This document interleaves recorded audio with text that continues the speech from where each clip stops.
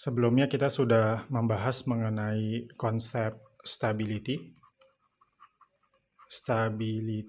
atau stabilitas dari suatu sistem dan bagaimana kita menentukan apakah suatu sistem tersebut stabil atau tidak dari pole dari suatu transfer function.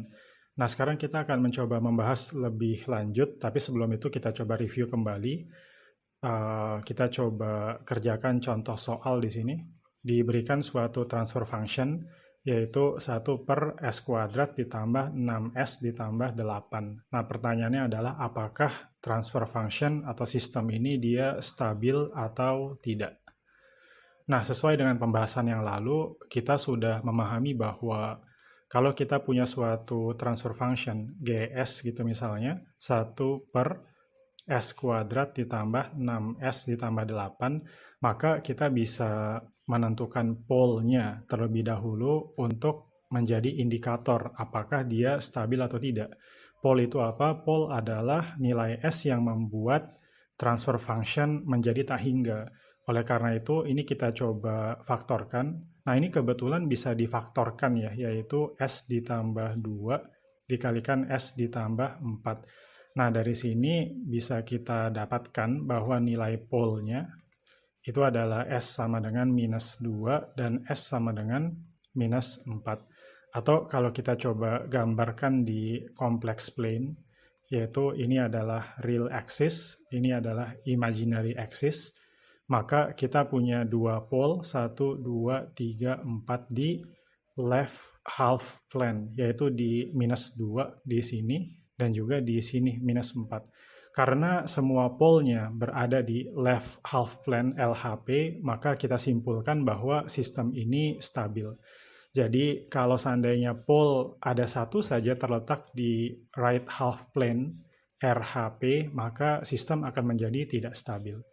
Nah, ini kira-kira cara kita menentukan apakah suatu sistem stabil atau tidak dari pole-nya.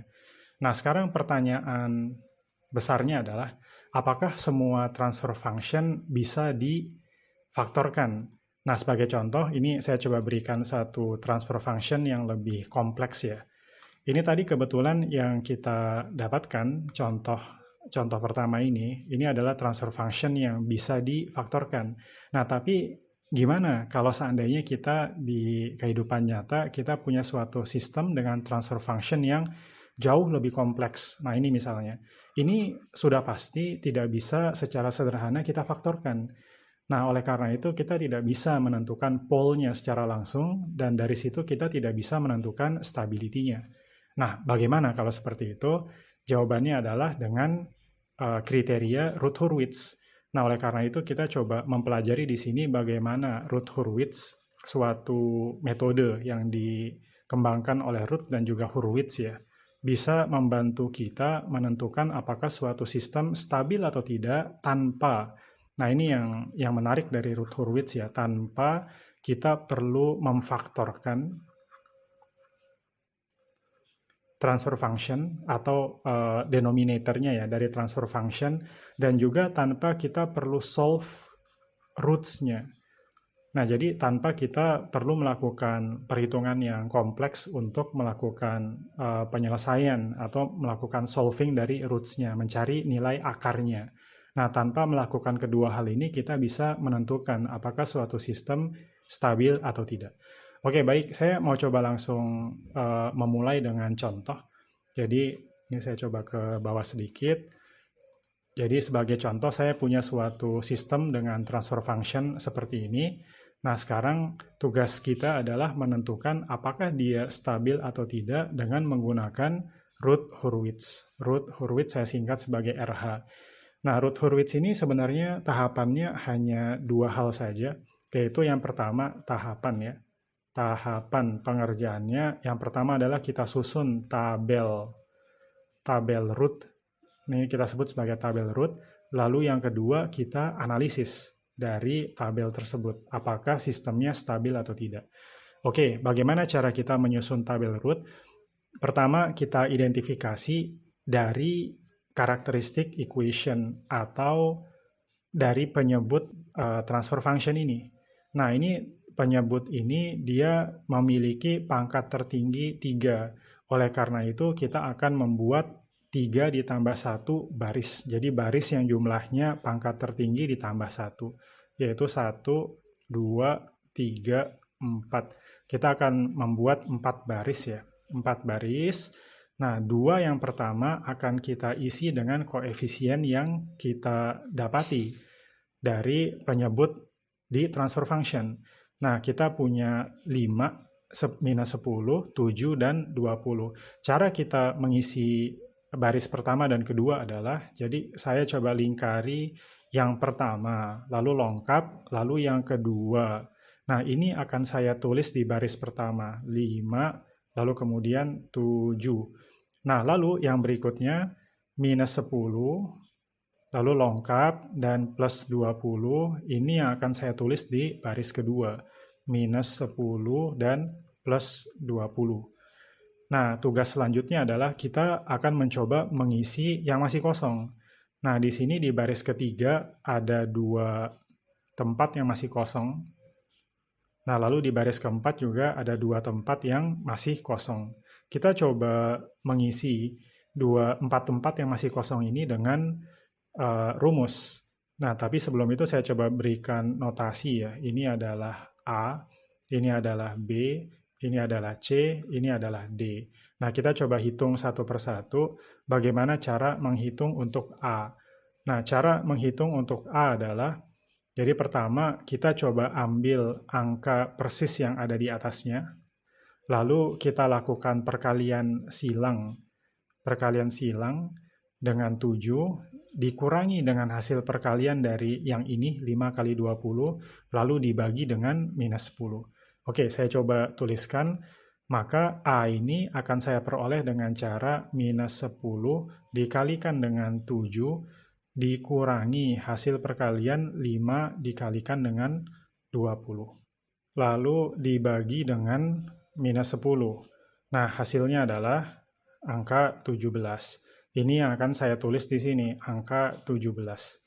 Nah, bagaimana dengan B? Ini sekarang B akan saya coba kerjakan, polanya sama, jadi kita ambil, ini saya hapus terlebih dahulu biar tidak membingungkan ya. Nah, pertama adalah kita ambil angka di atasnya, lalu kita kalikan silang dengan ini, kebetulan di sini adalah 0, maka akan jadi 0 ya, dan dikurangi dengan hasil perkalian silang ini, 7 dikali 0. Nah, oleh karena itu, terus kemudian dibagi dengan 20. Nah, jadi oleh karena itu di B ini dia hasilnya akan menjadi 0. Kenapa seperti itu? Karena 20 dikalikan 0 dikurangi 7 dikali 0 dibagi 20. Maka ini hasilnya adalah 0. Dengan cara serupa sebenarnya saya bisa tunjukkan juga bahwa untuk D ini juga hasilnya bakal sama dengan 0.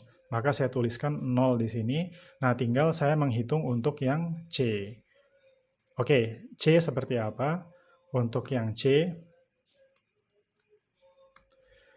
sama dengan yang tadi, saya mengambil angka yang ada di atasnya, lalu saya kalikan silang dengan ini, dikurangi hasil perkalian minus 10 dengan 0, lalu dibagi dengan 17. Oleh karena itu, ini saya coba tuliskan 17 dikali 20, dikurangi minus 10 dikali 0, dibagi dengan 17. Karena ini adalah 0, 17 coret dengan 17, maka hasilnya adalah 20. Oke, sampai di sini kita sudah melakukan tahap yang pertama, yaitu menyelesaikan tabel root.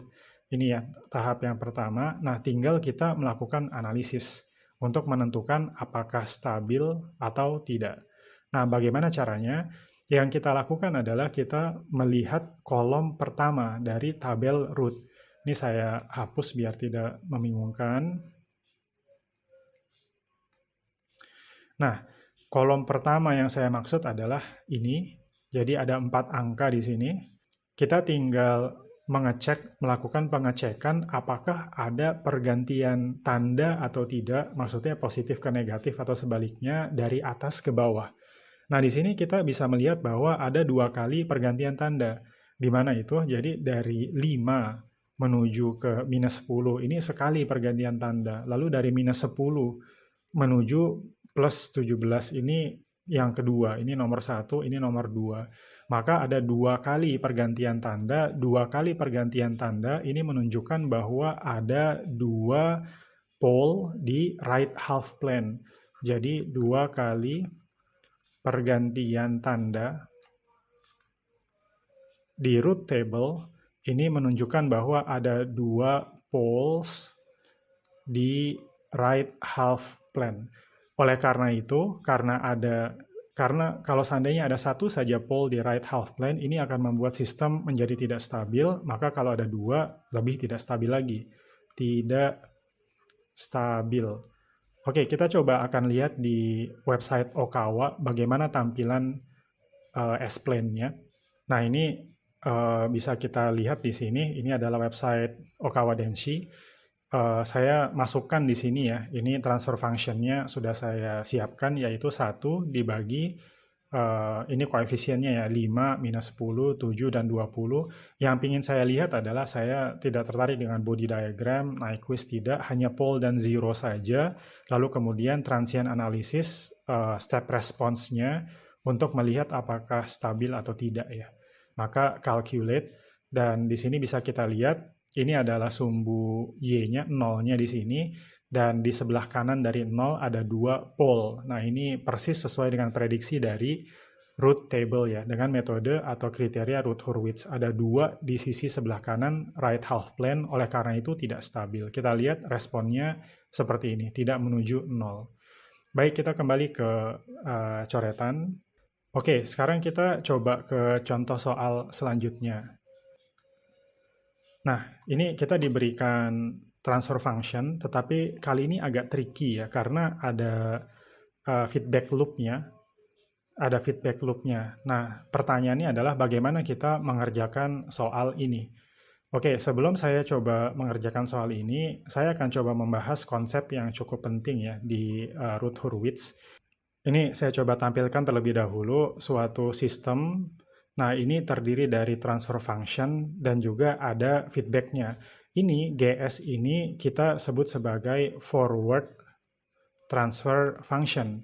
Nah, lalu kemudian ingat bahwa kalau kita punya yang seperti ini, kita bisa sederhanakan. Kita bisa sederhanakan menjadi seperti ini. Nah, ketika kita sudah menyederhanakan, maka transfer function yang ini kita sekarang menyebutnya sebagai closed loop transfer function. Dan denominator atau penyebut dari closed loop transfer function ini kita sebut sebagai characteristic equation.